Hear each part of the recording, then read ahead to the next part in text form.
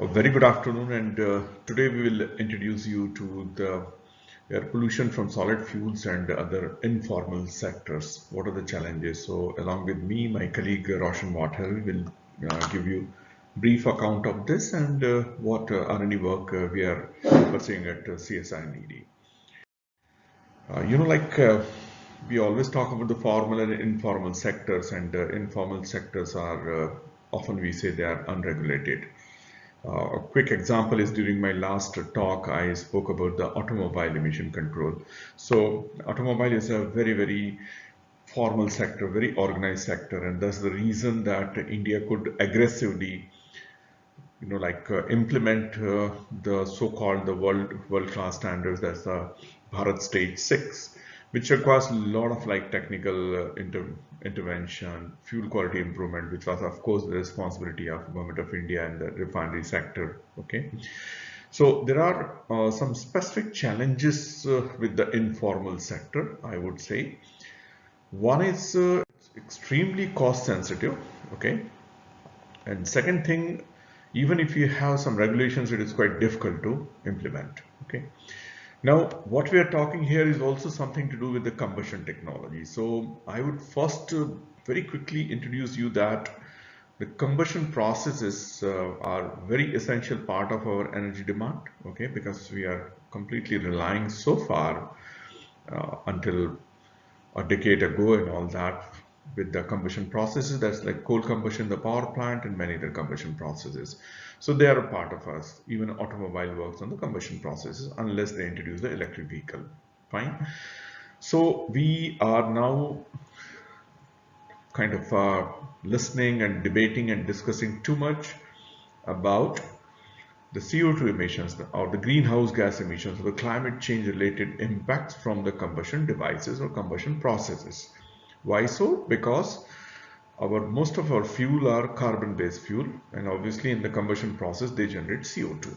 But the fact remains that they also significantly contribute to other pollutants, and in particular particulate matter emissions, which we are discussing under this program.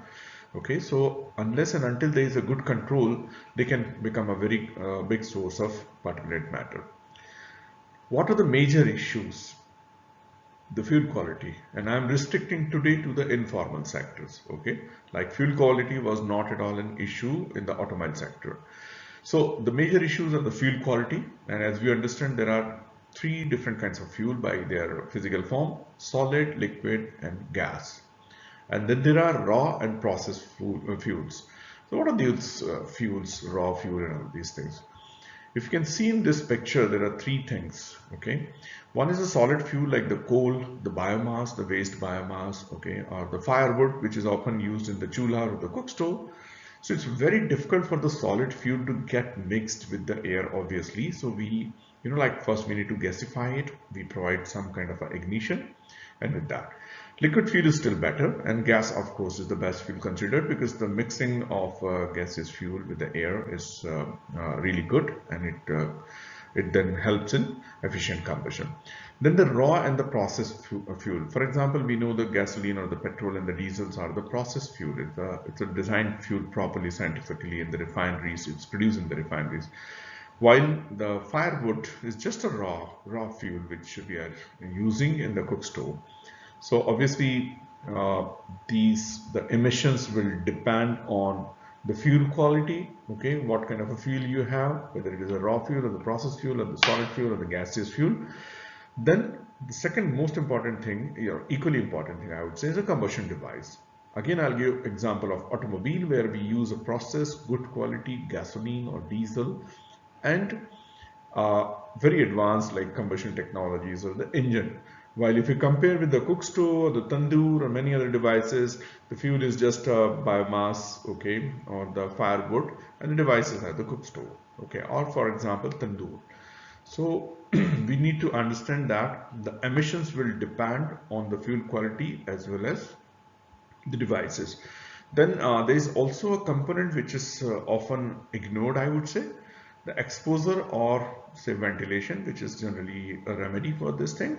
So we generate emissions, number one, but how these emissions are exposing our population is also an important aspect. Okay, For example, this lady, we have recently done some trials at the Khandwa district. There is like the tribal village where we are testing our new mud cook stove.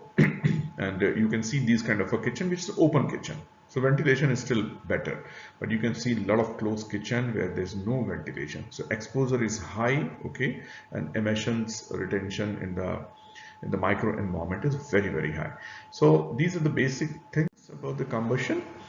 Now, coming to the context of these informal sectors, as I mentioned, in addition to the conventional pollutants, including the particulate matter, there has been a lot of discussions and concern about the climate change, okay, climate change potential of these pollutants.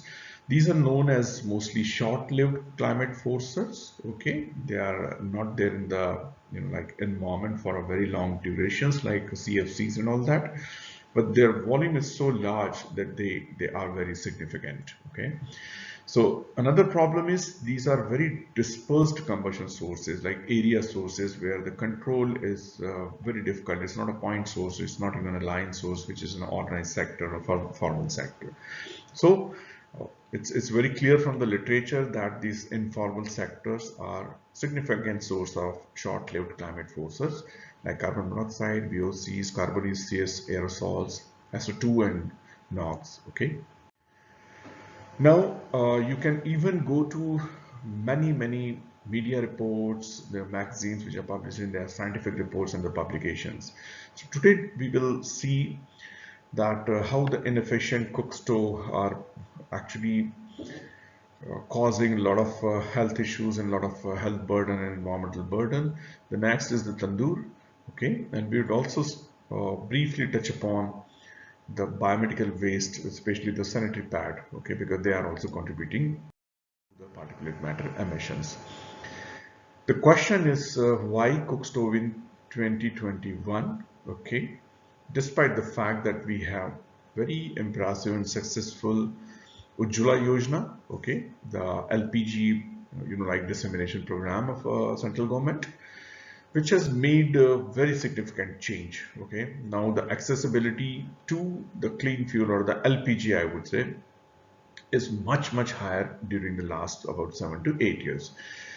But it will be probably a little exaggerating that if we compare that as we are moving towards solar or like cleaner form of energy like hydrogen and wind, we cannot ignore the coal-based power plant as long as they are working.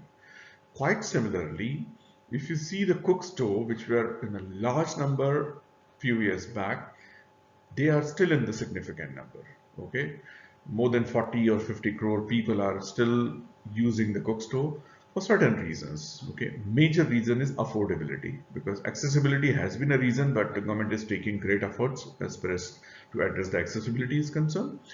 But affordability and like sometimes the awareness is a major issue, and it might take, as per the credible literature from International Energy Agency and many of the reports from like dairy and other, it might take about a decade or more than a decade when most of our population will be switching over to these cleaner fuels like LPG or the solar cook stove. So can we ignore this 50 to 60 crore people or 30 crore people using cookstove, which is very inefficient device and a very raw fuel for a decade? No, there will be a huge health burden, and we need to do something to these this PM source of PM emissions until we have more or less entire population covered, which is there in the many other countries. Okay, so we are still there are very significant number of people who are still using this. These are the typical emissions from an inefficient cook stove or the chulha, okay, and using like the firewood or the biomass. But the major pollutants are like CO2, CO, black carbon, organic carbon, methane, which can also form some basis for the carbon finance in this case. Although so far the reliable emission and estimations has been a problem, but we are working on that, and we are hopeful that there will be reliable estimation of these. Now, tandoor is also significantly contributing, I would say, if not very high. And a report from emission inventory report from IIT Kanpur also suggested that in Delhi, especially in the urban areas, if you consider the hotel and restaurants, there has been a significant contribution of to particulate matter from these tandoor, and obviously these tandoors are in very close vicinity of most of the dhabas and the hotels. The exposure potential, okay, is also very high for this.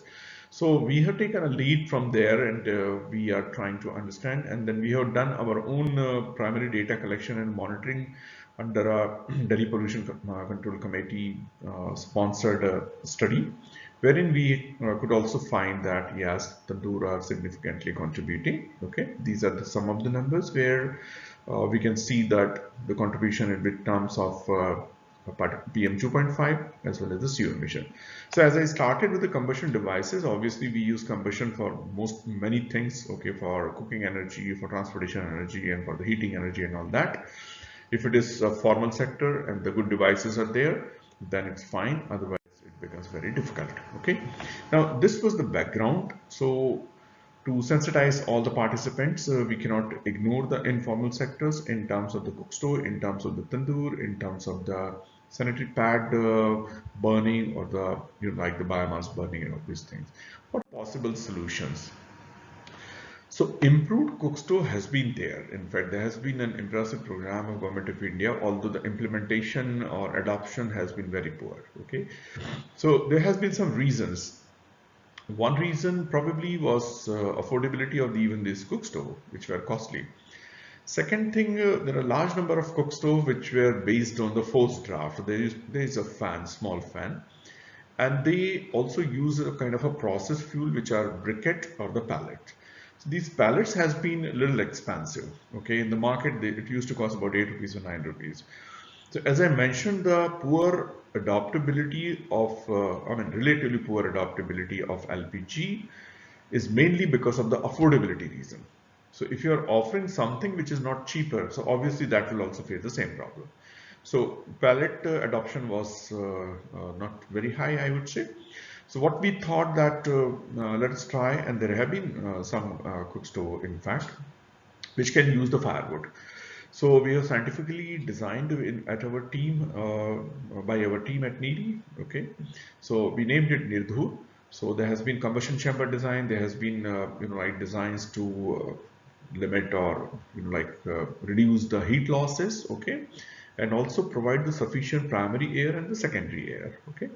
So there are BIS norms. So we got it tested at MNRE approved lab, and we could meet the BIS norms as per as improved cookstove is concerned. And in fact, we could meet the efficiency norms by a huge margin. The thermal efficiency for natural draft cookstove is about 20%, 25%, but we could hit about 33%. So emissions with respect to the PM and the CO and the thermal efficiency were well within the limit. So these are the reasons why we need improved cookstove. Okay, so these are something for the Hindi. In fact, we need to, as I mentioned, awareness is one of the major problems. So we need to also convince the people. We need to work with them. So we use these kind of tools.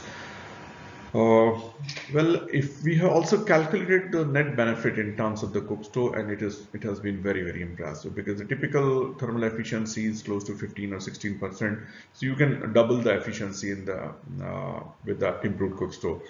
Doubling the thermal efficiency means almost 50% reduction in the firewood. Okay, and that's a major concern, because you are reducing the CO2 emissions by 50%. You are reducing the deforestation for this cause by 50%, and more important here in this today's talk is we are reducing the emissions up to a level of like 60 or 70% reduction. Okay, but you need to do a lot of like social outreach and implementation efforts. So we have done that. Okay, we normally work under the CSR funding. We have many NGOs as our stakeholders. Okay, and also we have taken advantage of some of the government schemes. So this is going on. Okay, and we have filed some IPR. We have protected the IPR of Nirdhur, and that's available, and we already disseminated a good number of cookstove. Now, as I have mentioned, one of the reasons for relatively poor adoption of these improved cookstove has also been affordability issue. because these cookstove cost in the range of say 1500 to 3000, and there have been a cookstove which cost about 5000 rupees. So many poor residents, especially in the villages, the rural poor population, okay, or those who are at the bottom of our economic pyramid, they can't afford it. So they'll again switch over to the traditional cookstove.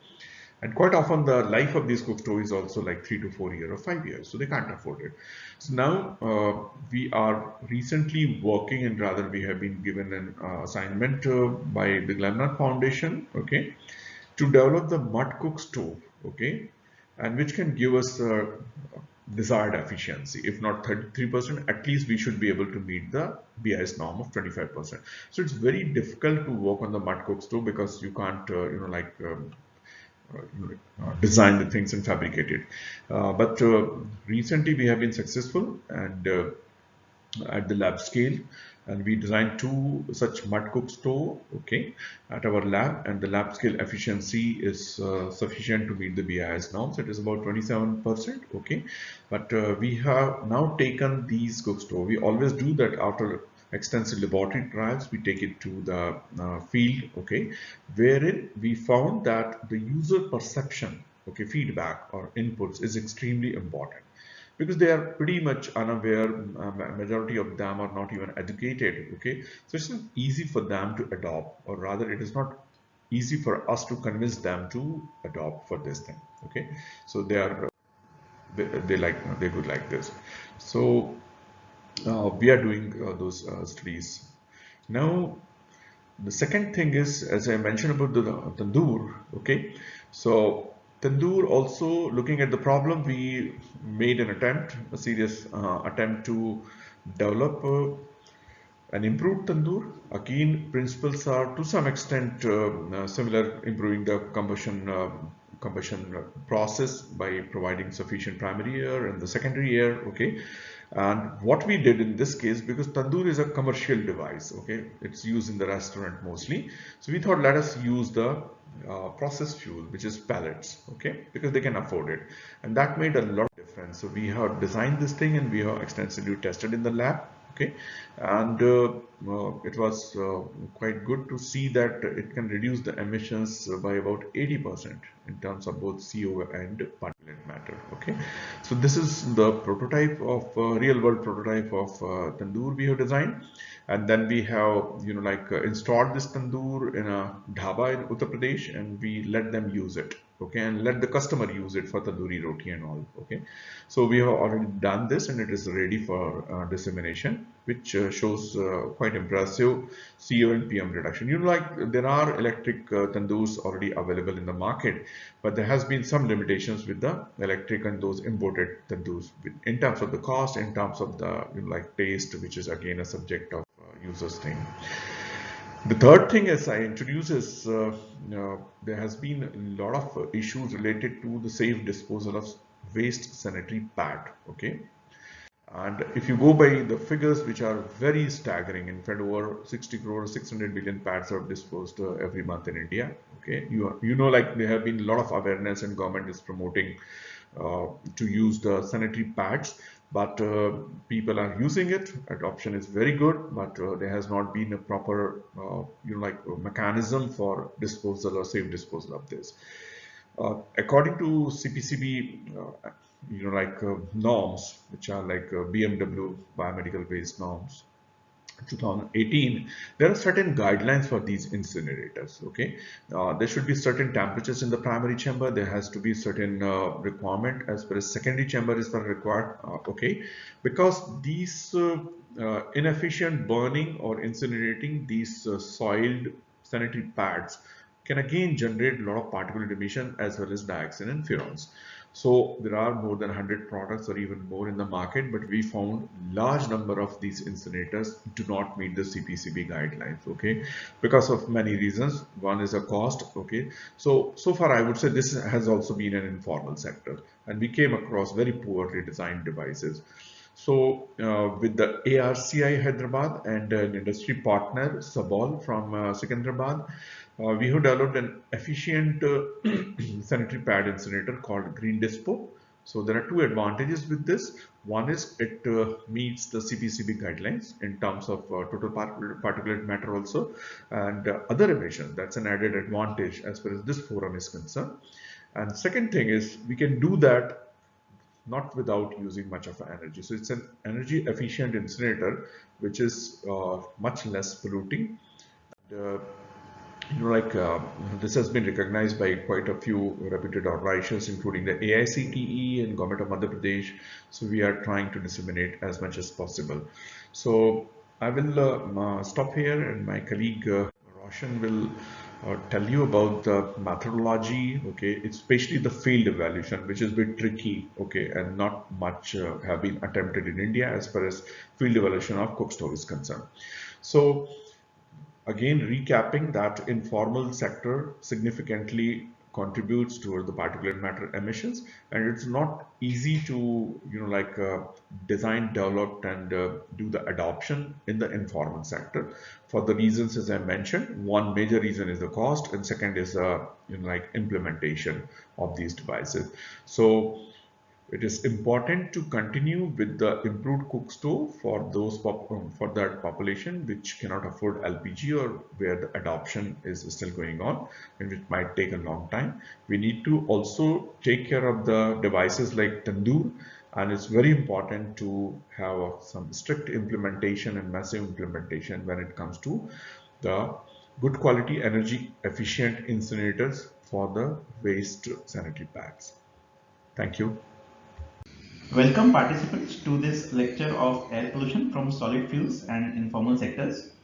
So by now, I guess Dr. Nitin would have given a pretty good overview of the contribution of air pollution from the informal sector and how improved combustion technologies which have been developed by CSIR-NEERI can help in abatement of this pollution.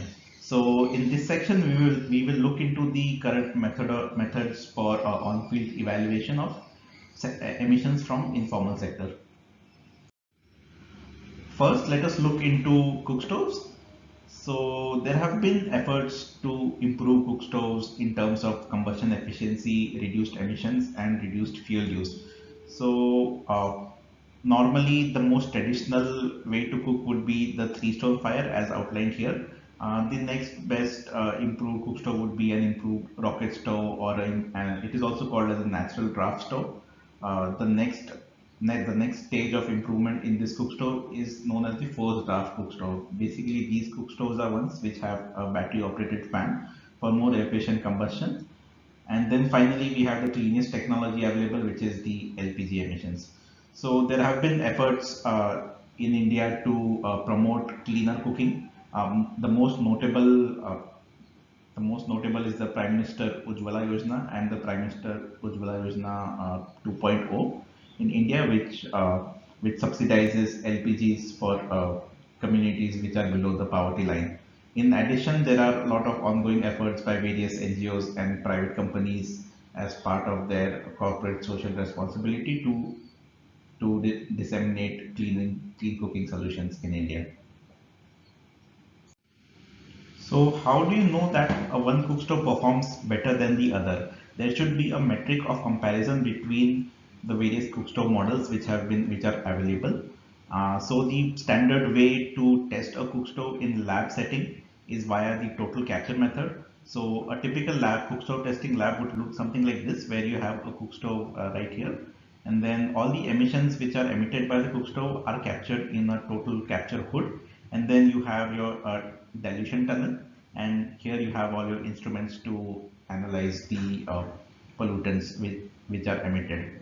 So the advantage of this system is that it ensures an average of total emissions which is sampled, and all the emissions which are emitted is captured. So it is a total capture system. The disadvantage of this system is that it is a very bulky setup, and it is not very mobile, and there is significant efforts in construction and commissioning as well.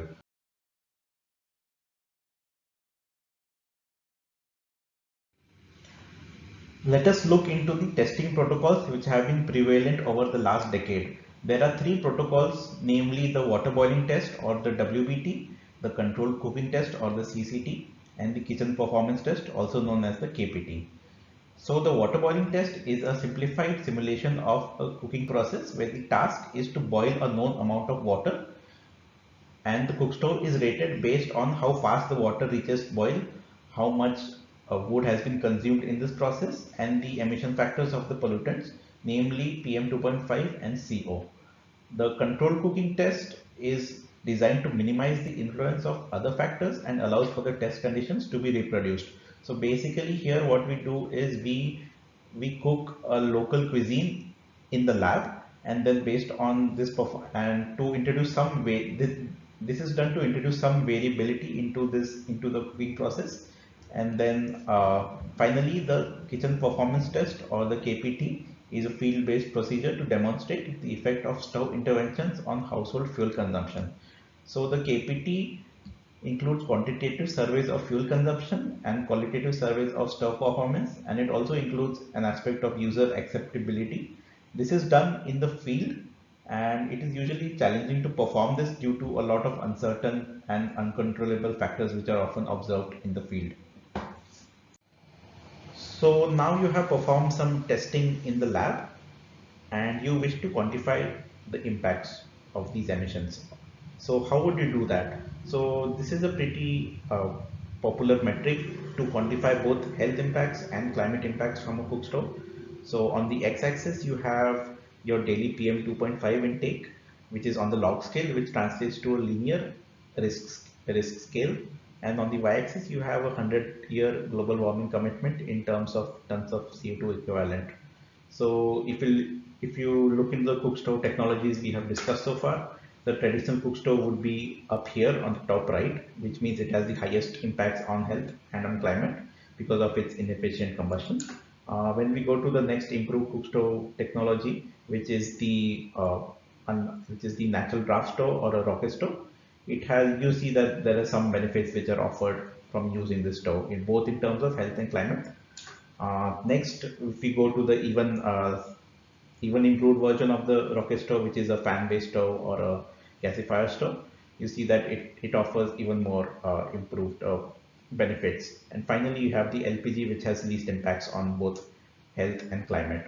So this data is essentially from lab testing. Now, when you take an improved stove to the field and look into its emission factors, uh, studies have seen that the field emission factors are exceeding the lab emission factors by around 2 to 5 times. Essentially, what this means is that the benefits which were expected out of an improved cook stove were not achieved or were partially achieved due to the variation which is observed in the field. So why is there this discrepancy in the field? So this can be attributed to a lot of factors, both controllable and non-controllable. The major factors contributing are the fuel characteristics, the food cooked, the skill of the user, the varying meteorological conditions, and various other factors as well. So this was a study which was done by our group, and this was published last month, where we made an extensive list of the factors which would contribute to the discrepancy which is observed in the lab and field. Now we will look into the testing equipment which is commonly used for field testing of cook stoves. You have already seen the testing equipment for the lab, which is a total capture hood in the previous slides. So in the field things are a bit different. So instead of a total capture hood, you would generally have a plume averaging probe, where you would sample emissions into a portable emissions measurement devices, or it is also called as the STEMS, which is the stove emissions monitoring system. And then in the field, usually the approach is to do a carbon balance method to arrive at emission factors, and this is done by measuring all the carbonaceous aerosols which are emitted from this from the cook stove. And in addition, you also have gravimetric measurements of PM 2.5. Black carbon for absorbed is also, since it is associated with very high climate impacts, it is a pretty important pollutant as well, and measurement of that is also helps complete the carbon balance as well as determine the climate impacts as well. So this is what a stent would typically look like. You have a cyclone for 2.5 mm, and then you have quartz filters and Teflon filters for measurement of PM 2.5 in gravimetric, as well as the black carbon and organic carbon. And then flow meters, you have to adjust the flows, temperature and RH you need for the to correct to convert from ppm to micrograms. And then these are all optional. So this is A51 is essentially a black carbon monitor. You have carbon dioxide, carbon monoxide, and flow meters to regulate the flow. These equipment, it is essential for these equipments to be calibrated both before and after the field campaigns, since they are associated with so because of the uncertainty associated with these measurements. We will now look into the performance of a forced draft cookstove in the field. So forced draft cookstoves are regarded as the best biomass burning cookstoves which is currently available in the market. So the cost of this cookstove can be around $100. And so this was the first study to look into the performance of forced draft cookstove in rural Malawi. And what we saw was that, so we have traditional stove which is marked in red right here, and we have the R4 star cook stove, which is the green stove right here. So we see reductions in emissions from these cook stoves. We see a 47% reduction. But then once we compare the performance of a 4-star cook stove to the performance of the lab of the same cook stove, we see that we see that the benefits which are expected are not being offered by these cook stove in the lab. The similar story for uh, carbon monoxide emissions as well. So to conclude, we see that there is some benefit which is attributed to, again, the variability which is observed in the field, and then the people were saying that food processing is an issue, since it is a top load stove, and it requires a certain bit of fuel processing, which was again time consuming. And so people used to uh, stick in long pieces of wood which would stick outside the stove, which is not recommended as per the uh, stove manual. But this is what was observed in the field, and hence we could see that there is reduced benefits from these stove. Coming back to the health and climate impact graph which we have seen previously. Now this graph has now been updated with the Malawi study. So the Philips stove, which is currently, which would normally be here in the lab testing scale, is now here, which is in line with the traditional stove. So what we get in the field is not necessarily what we would expect. So what it essentially means is that a Philips stove in the lab is essentially performs like an improved natural gas stove in the field. Uh, Now coming to LPG stoves. So forced draft stoves, we have already seen in the previous slide that they do not offer complete benefits, and this study was published last year, and this looks into the performance of LPG stoves in the field, specifically in rural Himachal Pradesh and Karnataka.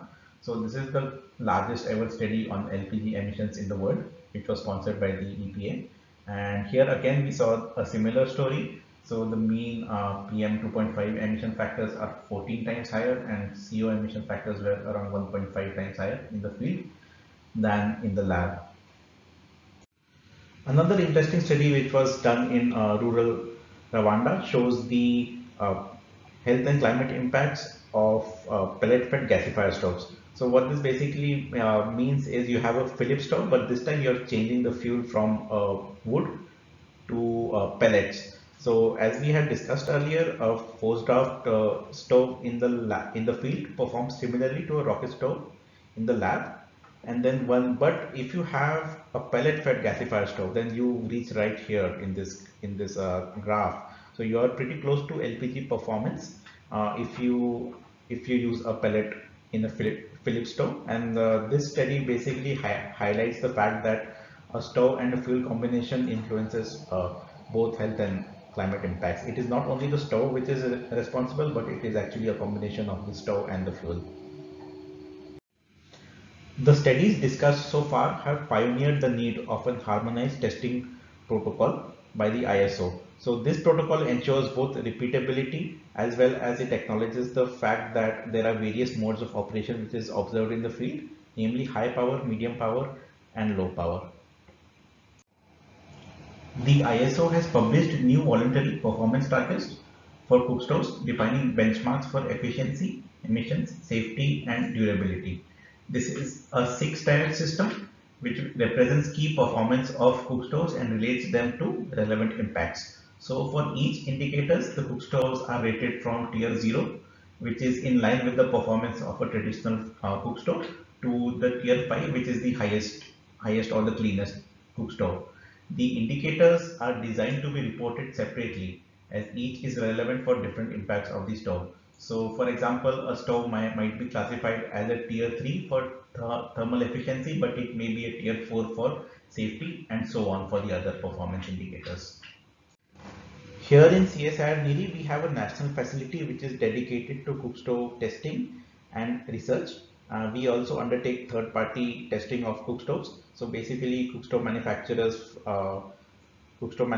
would send their stove to us, and we would evaluate the performance of the stove. And this is currently being done by the Indian BIS cookstove testing protocol. And this facility was built in joint collaboration between Clean and IIT Bombay.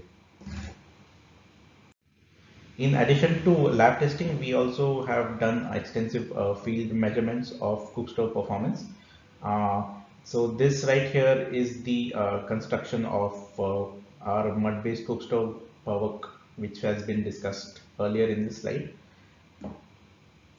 And we also are doing field evaluation of these developed cookstove models. So this is being done in line with the new ISO field testing protocol. So the previous ISO protocol which was discussed was the lab testing protocol. They also have a separate protocol for the field which is being followed in this. So presumably this is the first study to use this protocol for field testing in India. Now let us look into the performance characterization for the tandoor. This is challenging because there are no standard guidelines for operating the tandoor and testing the tandoor. However, the tandoor model which has been developed by CSIR-NEERI, which is a forced draft and pellet fed model, which is inspired from the Cookstove studies, we found that there are significant reductions in PM and CO levels. We see greater than 80% reductions once we shift from the traditional tandoor to the improved tandoor. So this has shown some. So this device does show some promise, and we are hopeful that this work would pave the way for introduction of data-driven policy guidelines for tandoor emissions, tandoor exposure, and a systematic evaluation of tandoors. Finally, let us conclude this lecture. So we have learned that informal sectors can significantly contribute to the air pollution load in both rural and urban settings. And urban settings might be driven by the use of tandoors, and rural setting might be driven by the use of inefficient chulas. Inventorization of these devices is challenging due to the unregulated use of these combustion devices, and shifting to cleaner technologies such as the technologies which have been developed by CSIR-NEERI, the NEER, the POWER, and the improved tandoor can offer significant health and climate benefits. However, characterization of their field performance is essential for accurate and real-world quantification of health and climate benefits of these interventions. Thank you. In case of any questions and queries, you can directly email to us. Thank you.